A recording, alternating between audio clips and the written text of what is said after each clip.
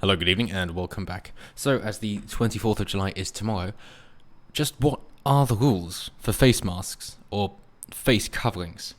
It's a good question, and there is no real concise answer. Instead, there are several guidelines and punishments for some of the rules if you don't follow them. But put simply, if it's impractical to use it because of the activity you're undertaking, you're too young, or you've got disabilities, you don't have to wear them. So, you're welcome. Click away now. For everybody who cares about me getting that juicy watch time, let's keep going. So, face coverings will be compulsory in shops, supermarkets, and while ordering takeaways in person. Just call up on the phone. So, yeah, I'd like to order a takeaway. Yeah, sure. Just a quick question though. Are you wearing a face covering at the moment? No, I'm calling on the phone. Click. I'm ordering takeaways in England from Friday, tomorrow. So what are the rules and what will shops ask customers to do? So, face coverings must be worn in enclosed public spaces in England from tomorrow. This includes shops, supermarkets, shopping centres, banks, building societies and post offices. It extends to train and bus stations and airports. Yes, it includes banks, which is fun. We're slowly getting that Islamic infiltration in. That also because they're saying face coverings and not face masks, and are careful to differentiate between them because they don't want to have a shortage, just as they were concerned that they would have in America, which is of course why Fauci was saying, oh, masks are not really effective, you don't have to wear them. Not because that was true, but just because he didn't want their medical personnel to be lacking. Not a good point from a trust standpoint, of course. But nonetheless, they're saying face coverings, which means, the burqa, yeah, fully covered, that will suffice, that'll be perfect. It also means that if you're a proper English gentleman and you're wearing a scarf and you just pull it up, then that's also perfectly acceptable. So, enjoy. And I honestly think that would be the thing that would catch on more so, that, especially when it gets to colder months, that you wear a scarf and you just pull it up if you're going in somewhere. That is, of course, going to add to the decreasing of the trust that used to exist in the high trust society of England. Not just society, but entire country. But nevertheless, that is where we're heading. So, customers must wear a face covering before entering any shop and must keep it on until they leave. Those who fail to wear a mask can be fined up to £100, or half that if paid within 14 days. The rules will be enforced by police, not shop workers, but only as a last resort, and shop workers will not have to wear coverings. So, apparently, the masks are there to stop you transmitting it to somebody else, but not from getting it. But the people who are in the shops most often aren't wearing them. So, bear in mind, masks are not only reasonably ineffective when worn, but even worse given how people wear them. That they're touching things, removing the mask, touching their face, picking their nose, rubbing their eyes, removing food items from between their teeth. Whatever it might be, that now you're getting it into your system and it's reproducing, and now you are infected and spreading it onto other people, or it's on your hands and you're touching things, like you're in a shop, so you're filling up your basket or your trolley, you're then putting it onto to be scanned at the till in order to pay, and of course the person behind the counter touches them and probably touches their face as well, and therefore they're infected. And they don't have to wear a mask or a face covering, sorry. So, again, this is incredibly poorly thought out, which I suppose is the standard that we've come to expect, but that is the final thing. It's tragically hilarious, I find, in that the Conservative government is going, well, okay, so we've got to be seen to be doing right in terms of keeping people safe, but we're also aware that we don't want to lose our large voting bloc of people who are conservative, even though we aren't.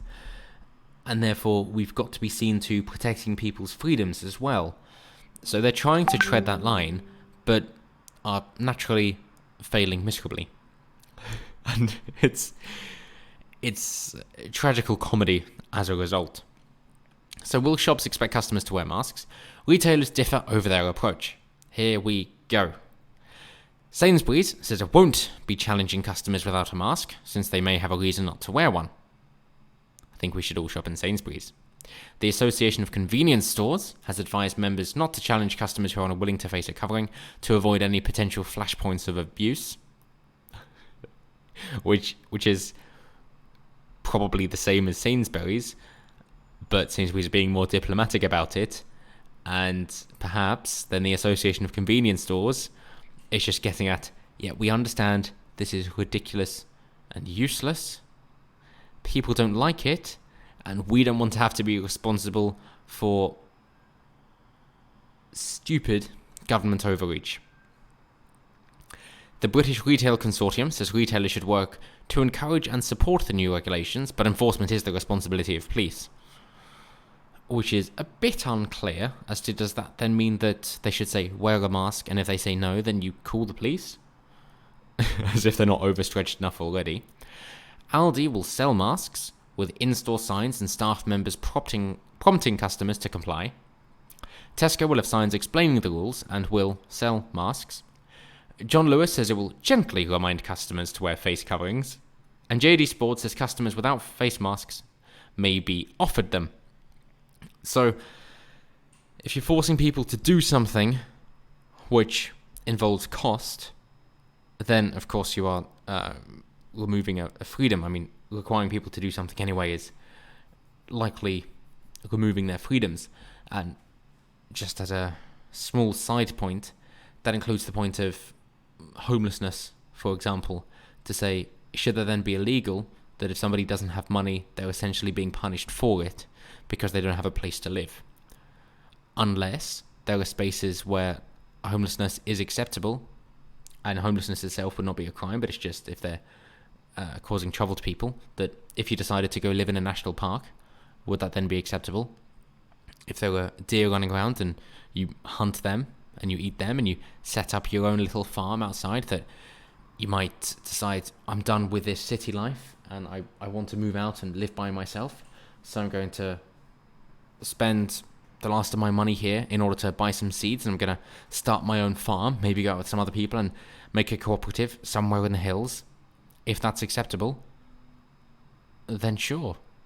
But, of course, then tax can't be collected. And we all know how the government feels about you doing something that can't be taxed. It's illegal. Oh dear.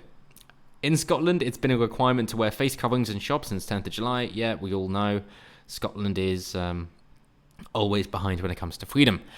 So, in England, face coverings do not have to be worn where it be impractical. That includes restaurants, pubs, and gyms. They must be worn in a shop or cafe when buying food and drink to take away, but can be removed if you sit down to eat and drink. They are also optional in hairdressers and beauty salons, cinemas, concert halls and theatres, museums, dentists, and opticians. And I am relieved to see they thought of dentists for it to just be an option. That's very good. But is it now going to be a crime if you remove somebody's mask? And what if it comes down to a CPR situation? If somebody thinks, well, I know that coronavirus isn't a problem and I'm more concerned about saving this person's life, therefore I'm going to remove it in order to try and resuscitate them. Is that acceptable? Or are they then encroaching on breaking the law by removing somebody else's mask? I mean, it's feasible that you could breathe through it, but again, you're just as liable to suffer from the coronavirus. So removing it would help the person you're trying to resuscitate, and keeping it on wouldn't really cause any more harm to yourself. So, how about that? And what about any supermarket whereby they have a cafe within it, of which you can eat in store? There's a Asda in Manchester, I believe it is, I think it's an Asda, that has a Greggs bakery within it. And so you buy at that particular place and you eat your Greggs items, or you drink your Greggs items while waltzing around the store buying your groceries. So would it then mean in that entire supermarket you don't have to wear it, or it would be almost paying a bribe to Greggs in order to then not have to wear a face mask? However, who doesn't have to wear a face covering? And I think this is probably what you're here for. Some people do not have to wear a face covering. They include children under 11. That one's not going to fly, I'm sorry.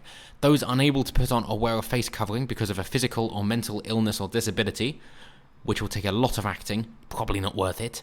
People for whom wearing or removing a face covering will cause severe distress. And this is probably the one that you're going to have to stick with.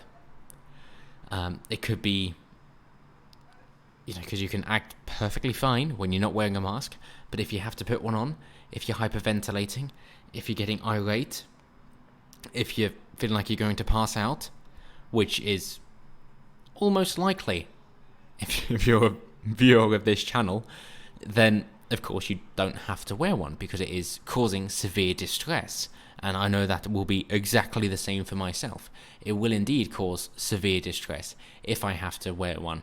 Again, as I have had to for my job, that no, you do it to please individuals, but if it's government mandated, then no, I'm not going to do it. Anyone assisting someone who relies on lip reading to communicate, and you can take off your mask if you need to eat, drink, or take medication, so just be popping pills all the time. A police officer or other official asks you to, or if shop staff need to verify your age, so just be baby-faced. You are entering a shop to avoid harm, or if you do not have a mask on you. It's not or, it's just if you do not have a mask on you. So just be concerned on harm. This won't work for guys. Sorry, this is going to be one that favours women again. So good luck to all my female viewers. Children under 3 should not wear face masks as they could cause choking and suffocation. Amongst other problems of teeth and jaw deformation and brain damage by lack of oxygen. But I guess they don't want to include that because that also affects adults. Face coverings on rules on public transport haven't changed. We know that they're mandatory anyway. So where are you supposed to get a face covering? Well, as they say, the government says covering, not mask, so that you can basically use anything.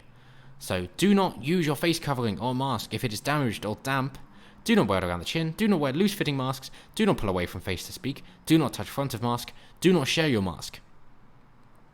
Given the lack of use of these masks, you can do every single one of them.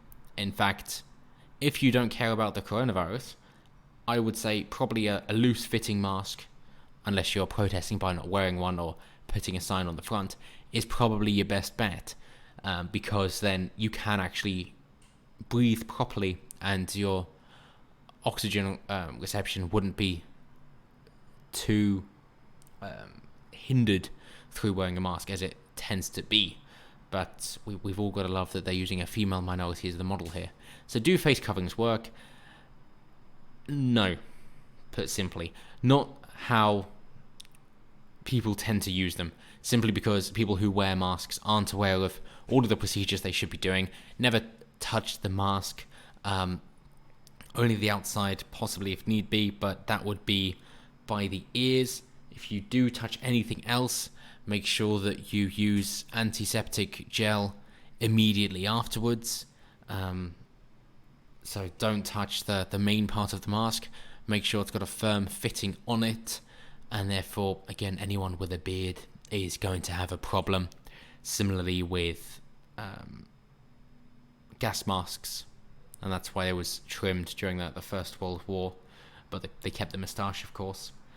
Or even for pilots or cabin crew, in fact, that they have to be careful of their facial hair as well, so that their oxygen masks can form a tight enough seal. So the same goes for here, that if you've got a great big bushy beard, then the mask will have limited effect because of it being able to get through the side. But that's coming from the standpoint that this is a malicious virus that really wants to infect you, and is going to try and get around your mask instead of just go in your eyes, as it will, or in your ears. Put simply, you have many holes that are vulnerable. So next is going to be that you'll be having to wear goggles as well, if you really wanted to be safe. In fact, if you really want to take this over the top, then by all means, wear a full covering, wear a hazmat suit, wear a gas mask, or wear swimming goggles, whatever it might be. And you'll have to cover your ears as well if you are wearing a gas mask. So do that and just see how people respond. That might be the way to to try and protest these restrictions. So let's see the prices of gas masks increase. And then hopefully, if we go overboard with it, the government will go, okay, this is a bit much. And then if they go with, oh, well, you can't cover yourself, so, well, why not? How about if we just wear motorcycle helmets? Because I know that they don't like this, but because of the burqa, they've kind of allowed it. So how about we just wear motorcycle helmets instead? You can't see who we are. How about we all dress as the Stig? That would be good. Just anyone protesting dressed as the Stig in a full race suit. Because you're pretty well protected. You're even wearing racing gloves. Wouldn't that be good? Yeah, I'd be more than happy to see that, and that would be hilarious. At the very least, motorcycle helmets, I think, would most likely be the way to go, unless you want to get a gas mask just for the lols.